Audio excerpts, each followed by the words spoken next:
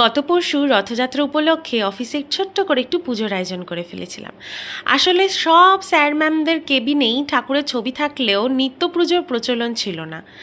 তাই আমি ভাবলাম ঠাকুরের ছবি যখন রয়েছেই, ঠাকুরকে আসনে পেতে রোজ একটু জল ফুল দিতে ক্ষতি কি।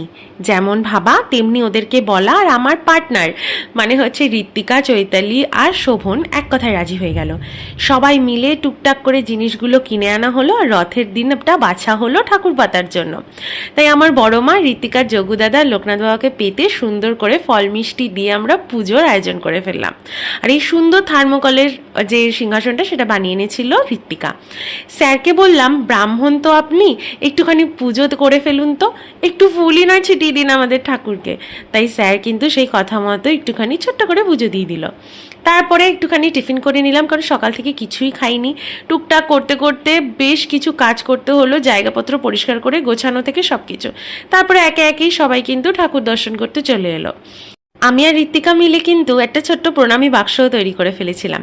আমাদের ম্যানেজাররা মানে স্যাররা, তারপরে আমাদের সাপোর্ট স্টাফ, আমাদের টিএল সবাই এসে কিন্তু ঠাকুর নমস্কার করে গিয়েছিল। আমাদের ভিতরে ভেতরে খুব খুশি হচ্ছিল। আর আমরা ঠাকুরের থালা বাসন সবই কিনে নিয়েছিলাম, তাই আমরা প্রত্যেক দিনই পুজো দেবো ভেবেছিলাম। এরপরে ভেবেছিলাম যে আমরা বজরংবলী আর শোভন বলেছিল গনু দাদাকেও বসিয়ে দেবে। এই যে শান্তনু স্যার প্রণামী বাক্সে টুক করে 21 টাকা ফেলে দিয়েছে।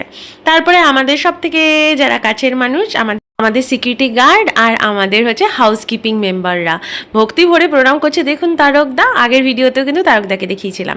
প্রায় 70 থেকে 75 জন এজেন্ট আছে অফিসে, তাই সবাই যাতে সমান ভাগে প্রসাদ পায় তাই প্রসাদও বেড়ে নিলাম। এত কিছু করার পর প্রায় 2টো বেজে গেছিলো। খেতে বসে পড়েছিলাম। আমি তো ওই 2টো পদই নিয়ে গিয়েছিলাম, আর বাকি প্রায় ওদের সাথে শেয়ার করে প্রায় 4 রকমের পদ দিয়ে সেদিন খাওয়া হয়ে গিয়েছিল। তাই ভেতর খুব আনন্দ হচ্ছিল, কারণ সেদিন ছিল রথ আর তাড়াতাড়ি বেরোনোরও ছিল। 5:30টার মধ্যে টুকটাক করে বেরিয়ে যাব। আর বেশ ভালো লাগছিল কি সবাই প্রসাদ পেয়েছিল। আর এই যে পনিরের তরকারিটা কিন্তু আমি নিয়ে যাইনি। পনিরের তরকারি নিয়ে গেছিলো হচ্ছে চৈতালি। পনিরের তরকারিটা এত ঝাল হয়েছিল, কিন্তু খুব টেস্টিও হয়েছিল। তারপরে আমরা একটুখানি খাওয়া দাওয়া করে একটু গল্প টল্প করে নিলাম। আর অনেক কাজ ছিল, কাজের ভিডিও তো আজকে আমি করিইনি, সেরকমভাবে কাজে মনও দেইনি কেউ। আর তারপরে 5টা নাগাদ একটু চা খেলাম। আলোচনা করে নিলাম যে প্রণামী বাক্সের টাকাগুলো দিয়ে উল্টো রথের দিন বড় করে আয়োজন করা হবে। তারপরে বেরিয়ে পড়লাম 5:30টা নাগাদ অফিস থেকে। সেদিনকে ওয়েদারটাও খুব ভালো ছিল, অনেকেই বেরিয়ে পড়েছিল অফিস থেকে আমাদের এজেন্টরা। আর এই যে রথ দেখতে দেখতে বাড়ি চলে এলাম। তো আজকে জন্য টাটা।